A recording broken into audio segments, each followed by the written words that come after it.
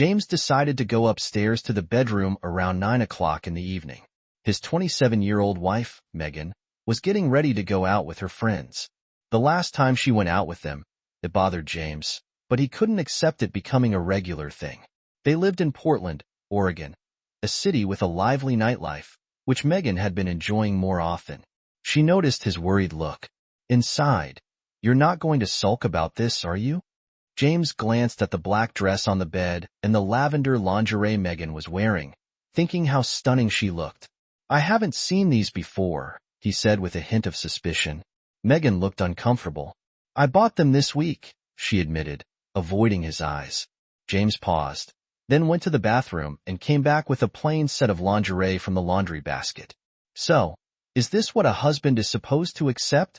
he asked, holding up the simple beige bra and panties. "While you wear this," he gestured to the lavender set she had on, "for people you don't even know." "Or," he added, "is there more to this night out? Like meeting someone special?" Megan looked at him, shocked, then angry. "No, there's no one else. How could you even think that?" James ignored her denial. "When you're out with your friends, you never dance with other men. Let them get too close, or flirt with them," Megan snapped. "How dare you suggest that?" "I suggest it because I know more about your friends than you think," James replied calmly. "One is single, 2 are divorced, and you're the only one still married. Do you really expect me to believe that when they're out looking for fun, they would not attempt to entice you into their reality?" "It is not your place to judge them," she fired back, fury flaring in her eyes. "I do not condemn them," he gave a level response. "You and they are both free to choose what suits us." Megan squinted her eyes curiously. "Are you advising me not to go then? How is that even a choice?" "I'm not telling you not to go out," James replied, his voice steady. "I'm simply telling you that I find this behavior inappropriate for a married woman, and I believe your friends are putting you in situations that could end badly for our marriage." Megan's face flushed with anger. "Are you seriously suggesting that a night out with my friends could threaten our marriage?" she scoffed. "Don't be so insecure. I always come home to you. Why are you so worried?" "I'm worried because you're the most beautiful woman I know," James replied, "and you're going to clubs with single women. I don't trust the attention for men, and you're asking for trouble." He raised his hand to stop Megan from interrupting.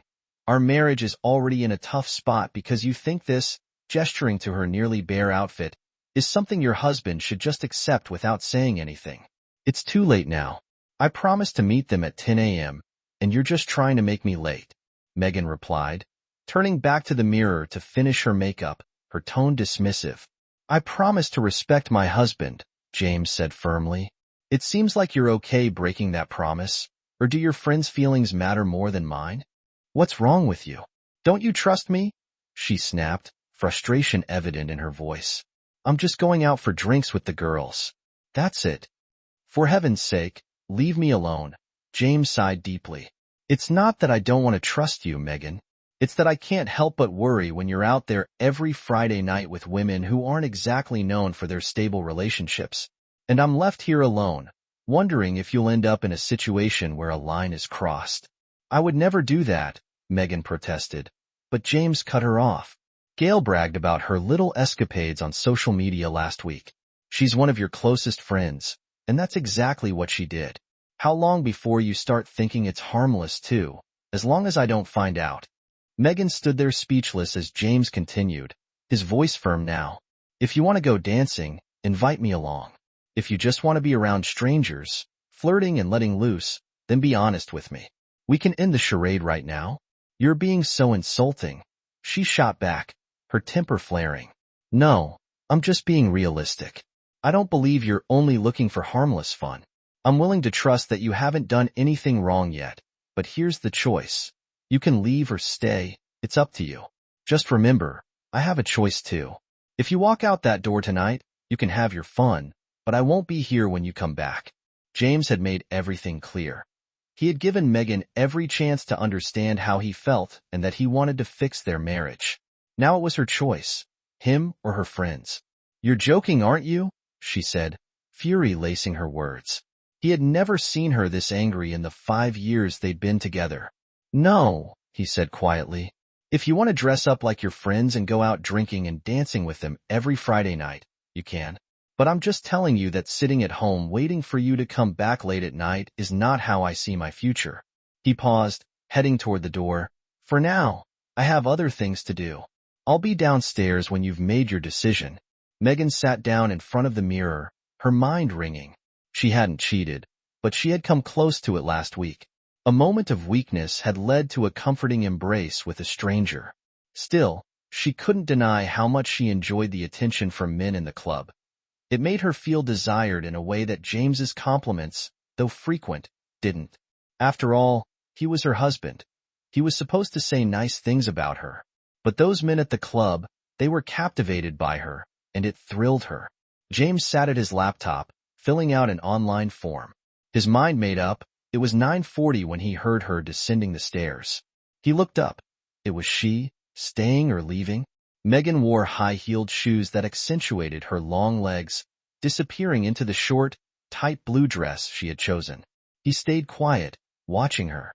Was she about to ask him to come with her, or was she still set on going out with her friends? She hesitated for a moment, then said, "I'm leaving. We can talk tomorrow." James slowly shook his head and turned back to his computer, ignoring her. She stood there for a moment, unsure if he was serious. He didn't even hear the front door close when she left. He finished filling out the form, attached it to an email, and clicked send. Then he went upstairs, packed some clothes into a couple of suitcases, and made a decision. On Monday, he would tell his boss that he had accepted the job offer in Seattle, which was in Megan's family group. "Hello, everyone. I'm sorry you had to find out like this," he wrote. "But Megan has made clear to me that she needs more excitement in her life than I can offer. I've sent her the link to our divorce statement via email. It's been an honor to be part of your family, but I hope you understand why I've decided, from this moment on, to no longer maintain contact with any of you." James felt he had one more thing to do. He approached the printer, took a sheet of paper from the output tray, and wrote something down. He taped it over their wedding photograph above the fireplace. Then he turned off his phone and stepped outside to wait for his taxi. Megan had just sat down at a table in the club and was chatting with her friend Lisa when her phone rang. "If this is James begging me to come home," she muttered irritably. But it wasn't James. It was her older sister, Catherine. "Where on earth are you right now?" Catherine's voice was sharp with urgency. "I'm at the club with my friends," Megan replied, feeling defensive. "So what does James know?" Catherine demanded. "He knows I'm out with friends. Why are you asking?" Megan said, growing more uncomfortable by the second. "And how did he take it?" Catherine asked, sounding more frustrated than usual. She was usually calm. "He wasn't happy, but I told him we'd talk about it tomorrow," Megan replied, trying to act casual. "Good luck with that, you fool. He'd dump you if you don't believe me. Check your email." Lisa watched in shock as Megan quickly opened her email, even in the dim nightclub lights. Megan's face turned pale as she read the message. Catherine must have been right, because the email was meant for her family. Her phone then rang once more. Thankfully, James was there. No, her father was the one. "What did you say to James?" her father demanded, his voice tinged with anger. "That man treated you like a queen, and you wanted more?" "No, Dad, it's not like that. I just felt trapped. I needed just one night a week, to feel like myself." "You're in a nightclub, and your husband just left you, and you're still in a damn nightclub?" he asked incredulously. Her father was furious. He had never used such language with her before. What could she say? The noise from the club was unmistakable. It was obvious where she was. "No, Dad. He must have decided something after I left," she said. But the line went dead. He had hung up. Megan grabbed her purse and phone quickly, leaving the club. She ignored Lisa and didn't notice her other friends as she walked past them outside. She flagged down a taxi and was home in 15 minutes. On the way, she tried calling James, but it went straight to voicemail. The house was strangely quiet and empty. She kicked off her shoes and rushed upstairs. His clothes, shaving kit, everything was gone. Panicking, she ran downstairs. His phone, laptop, and wallet were all missing too. She hurried back upstairs and checked for his passport. It too was gone. He had warned her, no ambiguity, no room for misinterpretation. If she left that night, she would return to an empty home. She knew he despised dishonesty. He had been betrayed before, and he valued honesty above all else. James had done exactly as he said. Megan descended the stairs. An hour ago, she was married. Now, they were separated, less than a year later, and she would be divorced, all because she went dancing. Then she noticed a photograph above the fireplace. Something was off. When she saw what James had done, she felt a wave of nausea. It was a picture from someone's social media profile, showing a young man proposing to his girlfriend. But there, in the background, was Megan kissing another man while he held her close. In bold black letters, James had written across the bottom of the photo, "Liar." What happened next was unexpected. James moved to Seattle, and Megan was given the freedom she thought she wanted. Everything that followed, the loneliness, the regret, and the realization that she had thrown away a solid marriage, are parts of a different story. James eventually found happiness again, marrying a kind and loving woman he met through his work in Seattle. But the story of James and Megan ended as a warning of how one night out can ruin everything. As I turned onto my street, I slowed down, driving more carefully. The city council still hadn't fixed the huge pothole in the middle of the road, even though I had complained many times. Our street, at the bottom of a steep hill in San Francisco, made cars come down way too fast. I had been worried for months that an accident would happen, but no one listened to me. Maybe I should think about voting for the other party next time, I thought as I got closer to the house.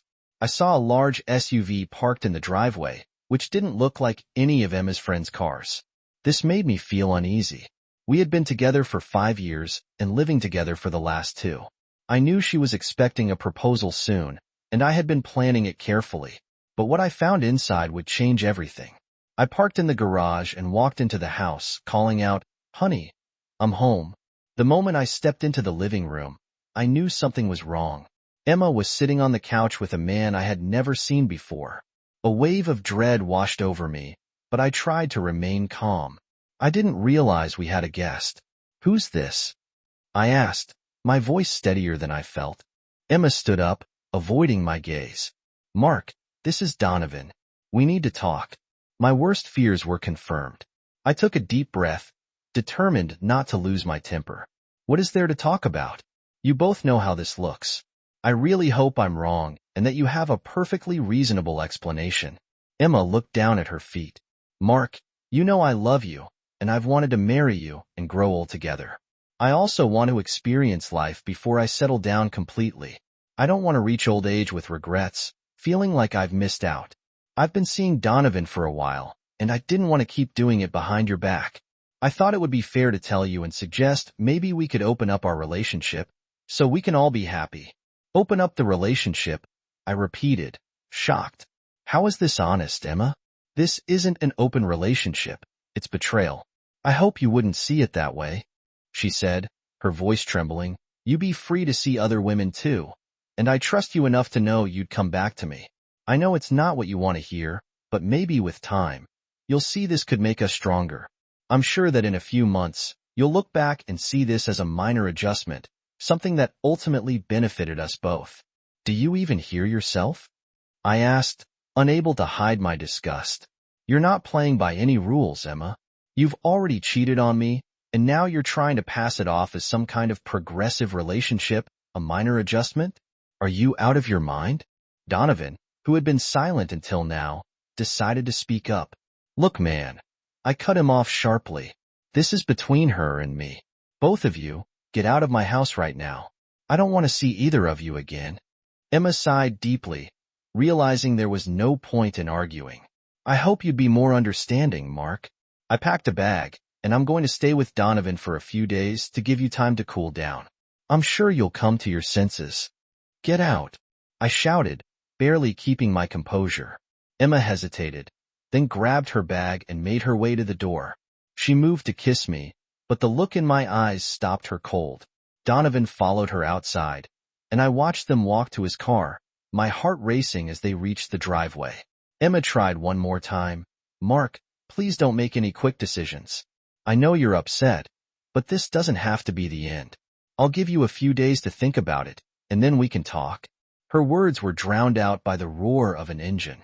A red sports car came speeding down the hill, the driver unaware of the big pothole ahead. I watched, feeling grim satisfaction as the car hit the pothole at full speed, lost control, and crashed into Donovan's SUV, right where Donovan was standing. Emma's horrified face told me everything I needed to know. I smiled bitterly as chaos unfolded. Maybe I won't need to vote against the council after all, I thought. And so, the story ends here. Feel free to share your thoughts and opinions, friends. Second story. I've been married to my husband for 3 years. He started a new job in January, and around May, I noticed he had a missed call from a woman we share our phone plan. So, I checked his call log and saw multiple calls to her, even as early as 5 a.m., before he goes to work at 6 a.m. They talked all day. He was a delivery driver, and she worked in an office, so they spoke frequently throughout the day. I called the number and sent a message, but she blocked me immediately. When I confronted him, he said she was just a coworker and nothing happened. He then used the excuse that I wasn't being intimate or giving him enough attention. I asked him to get a new job, but he still works there, and I'm sure they still talk. He now has his own phone bill, but I have all his passwords, and he deleted all his social media accounts, claiming he's trying to make things work. I feel like he might still be talking to her. When I told him to find a new job, he said he couldn't leave because he makes good money there, and called me toxic for suggesting it. I think about this constantly, and it makes me cry. I'm so ready to give up. Do you think they might be intimate, even though he won't admit it?